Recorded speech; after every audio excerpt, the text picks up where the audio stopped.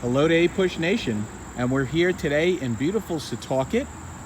Hopefully you can see the building in front of me. That's a Setauket Elementary School. And we are just miles away from Stony Brook University, and today we're on the trail of Washington Spy Ring. Here you can actually see an APUSH student who's undoubtedly enjoying this time. And the Setauket School is built right kind of in the center of one of the most important important portions of Long Island's history in the Revolution, and that's Washington Spy Ring. The guy you see on top of their gym is Benjamin Tallmadge, who's one of the key figures, really the architect of the Spy Ring. But we'll get back to him in a moment. In recent years, the story of George Washington's spies have been the subject of several bestsellers and even a TV show on AMC called Turn, which is on at least one streaming service right now. So we're going to walk around today and try to hit some of the highlights of this very important moment in American Revolutionary history. All right, so what's the story behind this spy ring we keep talking about? Well, let's do a little context. We're in year one of the Revolutionary War. It's late August of 1776. George Washington has been routed by the British at the Battle of Long Island, also known as Brooklyn Heights, chased across Manhattan, and pursued into New Jersey. New York City has fallen into British hands. The colonies are divided in half, and the colonial war effort is in deep, deep trouble. Washington knows he can't defeat the British head-on.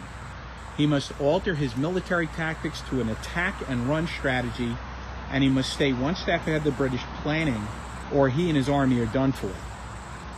Washington needs to collect intelligence in order to survive. He needs spies. But this is 1776.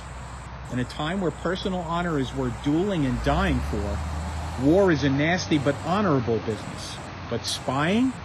It's a low-down and disgraceful form of cheating. Suspected spies are executed with little in the way of due process. Washington swallows his pride to engage in this very questionable practice. But who will spy for him? How will they gather information? Where's the best place to gather that information? How will they get that information back to Washington? Enter the Culper Spy Ring. Abraham Woodhull, better known as Culper Sr., Benjamin Tallmadge, Culper Jr., Caleb Brewster, Anna Strong, and many others became instrumental in keeping tabs on British troop movements, supply lines, and political developments. As a captured New York City became British headquarters in the colonies, it also became ground zero for intelligence gathering. The Culper Ring used an extensive network of spies, secret codes, invisible ink, and everyday items, like Anna Strong's clothesline, to collect and disseminate information. We'll stop along the way to highlight some of those important figures. So folks, we're here at the Setauket Presbyterian Church. This has all kinds of connections to our friends in the spy ring.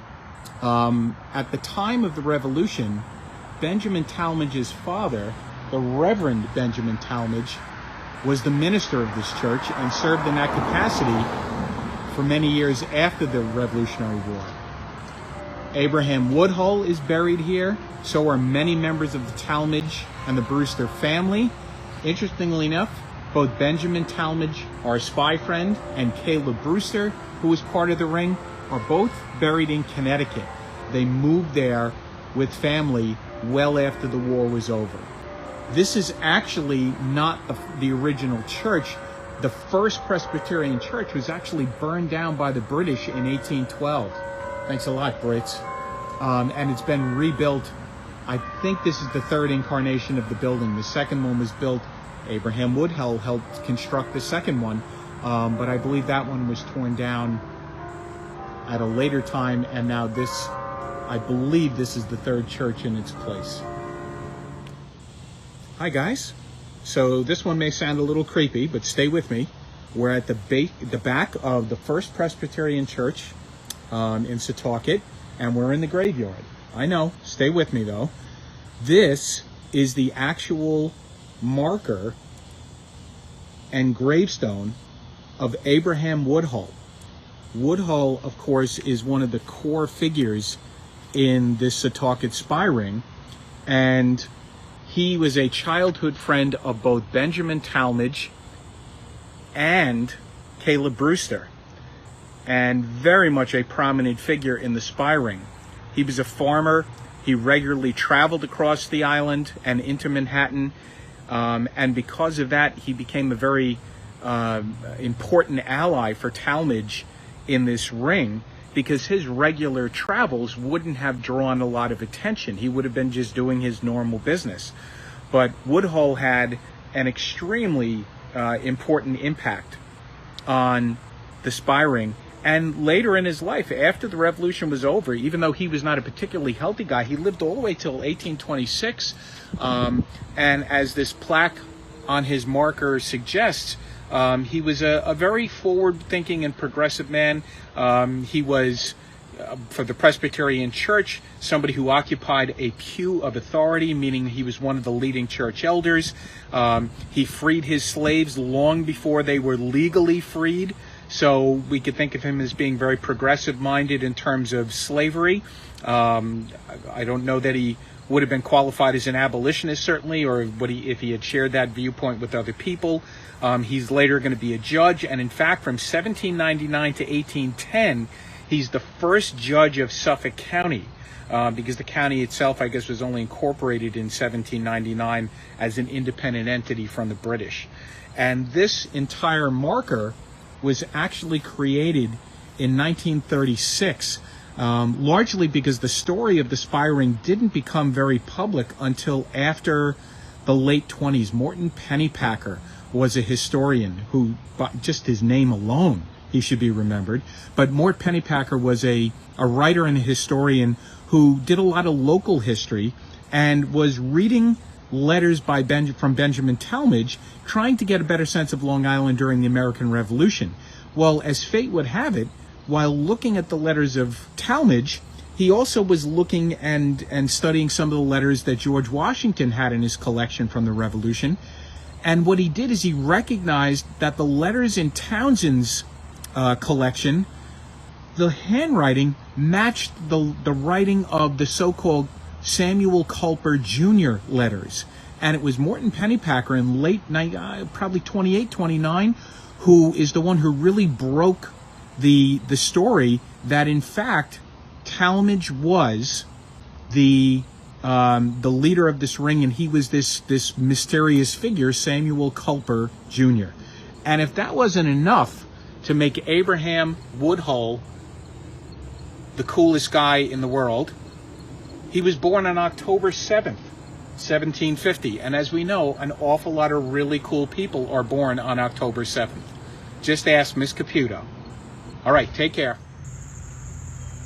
All right, guys, our next stop, I should say, on our tour, this is the Caleb Brewster house.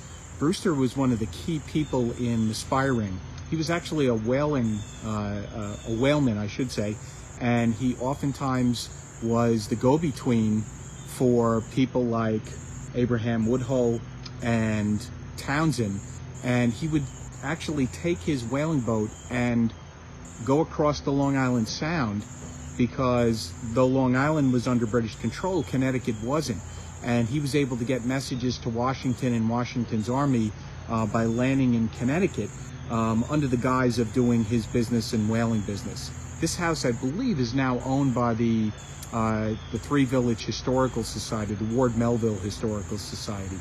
But it's a little hard for you to see here. If we kind of pan around, you're right on the water here. These are all little estuaries and arms right off the Sound. And it's too hard to see from where we're standing, but the birthplace of Townsend is right across from where we are right now. Again, very difficult to see because you have high grass. All right, guys. So we're here at our next stop. I know it gets a little creepy when you end up in cemeteries, but this is the gravesite of Anna Smith Strong. And, you know, many of the discussions we'll have this year will be talking about expanding the narrative, making sure that we think about history as something that was experienced not just by men or white men, but by women, by people of color, Native Americans, immigrants.